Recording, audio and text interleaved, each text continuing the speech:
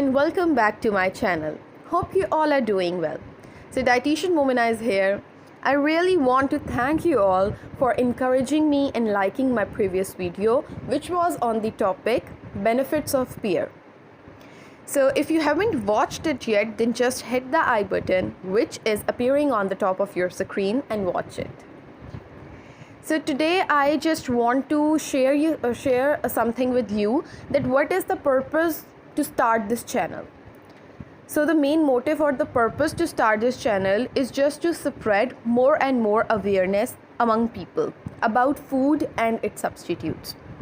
As we all know that every human body is different. Everyone should know how much to take food according to RDA to keep you more healthy and in healthy and high energy level. So the question arises, what is RDA?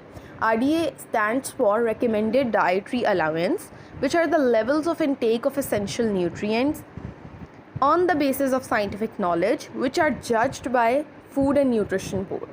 तो RDA जो हैं वो levels हैं कि हम किस तरह से कितना इसेंशियल न्यूट्रिएंट्स को इंटेक कर रहे हैं, और वो नोटिस किए जाते हैं, फोकस किए जाते हैं by food and nutrition board. तो ये एक छोटा सा पर्पस था हमारे इस चैनल को स्टार्ट करने के लिए कि लोगों के अंदर जो है वो अवेयरनेस आ जाए कि किस तरह से और कितना इंटेक करना है फ्रूट को according to RDA. So before starting my today's video, I just want you to take a minute and subscribe my YouTube channel by hitting the bell icon, and also don't forget to follow me on Instagram. The link is in description. Thank you. Okay, now let's start the topic, which is on the benefits of mango.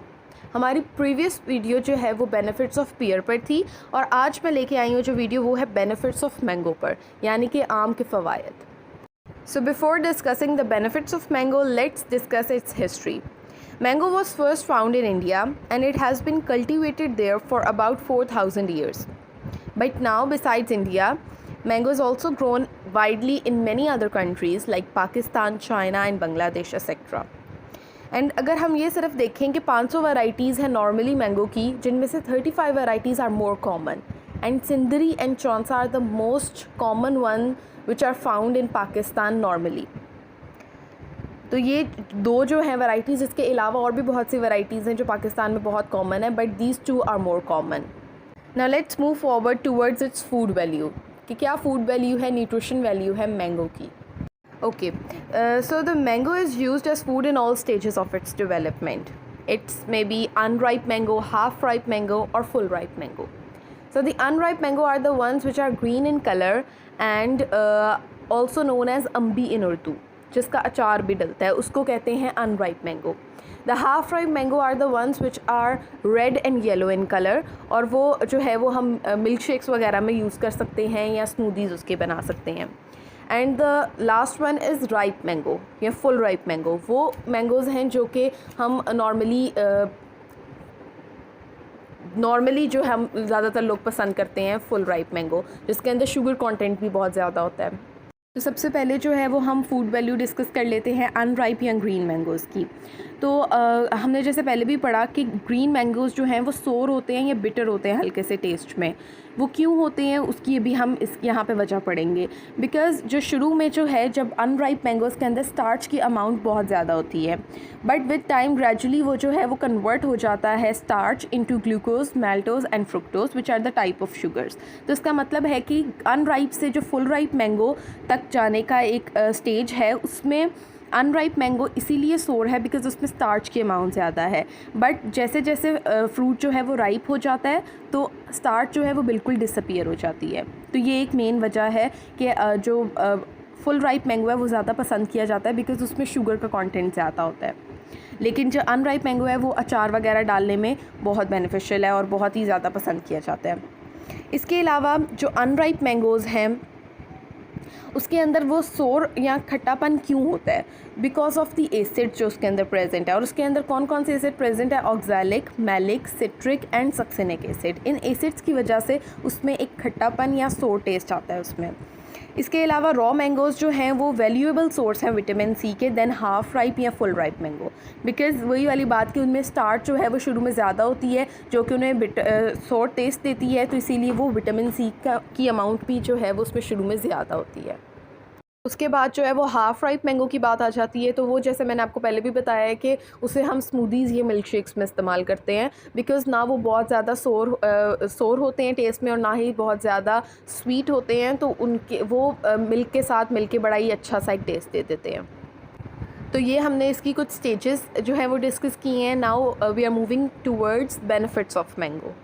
तो इसमें हम discuss करेंगे कि mango की क्या nutrition value है, इसमें कौन से विटामिन्स, मिनरल या एंटीऑक्सीडेंट्स प्रेजेंट हैं जो कि इसे बहुत ज़्यादा इसकी न्यूट्रिशन वैल्यू को बढ़ा देते हैं।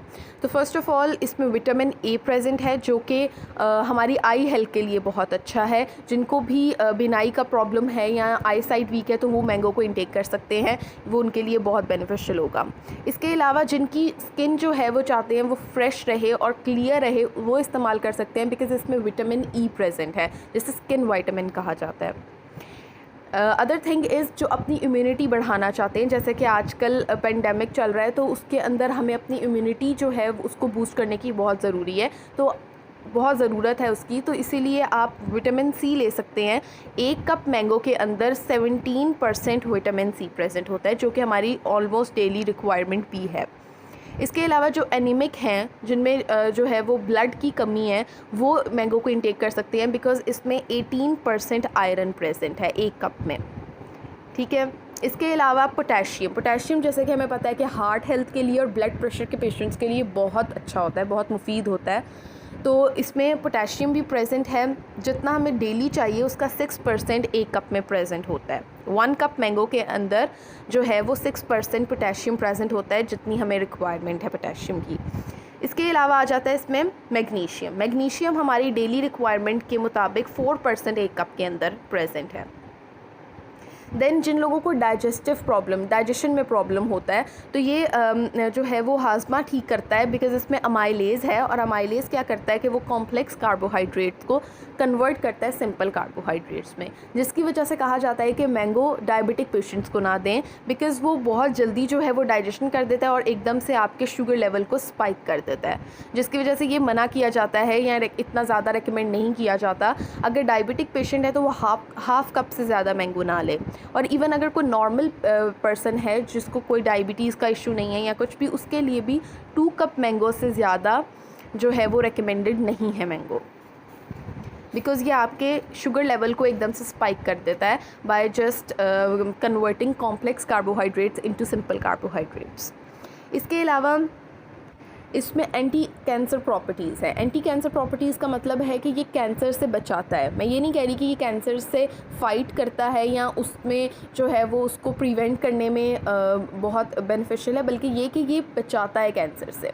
ठीक है। इसके अलावा इसमें एंटीऑक्सीडेंट प्रॉपर्टीज़ हैं, लाइक इसके अंदर ऑब्वियसली एंटीऑक्सीडेंट्स हैं जो कि फ्री रेडिकल्स के अगेंस्ट फाइट करते हैं। और फ्री रेडिकल्स क्या है? वो जहरीला मवाद है जो बिलियंस ऑफ केमिकल रिएक्शन हमारी बॉडी में हो रहे होते हैं, उसके रिज़ल्ट में अकर होते हैं। तो फ्री रेडिकल्स को डिस्पोज ऑफ करने के लिए ये हमारी बॉडी में एंटीऑक्सीडेंट हमें देता है, और एंटीऑक्सीडेंट जो है वो फ्री रेडिकल्स को खारिज करते हैं हमारी बॉडी से। फिर इसके अलावा जो स्ट्रेस या डिप्रेशन के पेशेंट्स होते हैं उनके लिए मैंगो बहुत ही अच्छा है। वैसे भी मैंगो खाने से इंसान का जो मूड है वो प्लेजेंट हो जाता है, लेकिन जो डिप्रेशन या स्ट्रेस के पेशेंट्स हैं उनके लिए ये बहुत अच्छा है, बिकॉज़ इसमें मैग्नीशियम प्रेजेंट है, और मैग्नीशियम जो है वो आपके मूड को प्लेजेंट कर देता है। तो जिनको इस तरह का कोई भी इशू होता है वो भी मैंगो को इंटेक कर सकते हैं। इसके बाद बात हम कर लेते हैं कि 1 कप मैंगो में कितनी कैलोरीज़ हैं, कितने कार्ब्स हैं। तो 1 कप मैंगो के अंदर कम से कम 100 कैलोरीज़ है और 2500 ग्राम्स कार्ब है। तो इसीलिए कहा जाता है कि ये डायबिटिक पेशेंट्स को जो है वो ज़्यादा मत दें, उन्हें हाफ़ कप से ज़्यादा रेकमेंडेड नहीं है। इवन नॉर्मल पर्सन के लिए भी 2 कप से ज़्यादा जो है वो ये ठीक नहीं है, बिकॉज़ ये आपके शुगर लेवल को बहुत जल्दी राइज़ कर देता है। इसके अलावा जो हम मैंगो से रिलेटेड डिस्कस करेंगे कि कौन से हेल्थ इश्यूज़ हैं जिसमें मैंगो हमें हेल्प करता है, वेट लॉस में हमें कैसे हेल्प करता है, या वेट लॉस में कितना लेना चाहिए, कितनी अमाउंट में, वेट गेन जो कर रहे हैं उन्हें किस तरह से लेना चाहिए, ये सब मैं अपनी इसी वीडियो के पार्ट 2 में डिस्कस करूँगी, जो इंशाल्लाह मैं विदिन 24 आवर्स में मैं इसे जो है वो अपलोड कर दूँगी। Till that stay tuned and अल्लाह हाफिज़।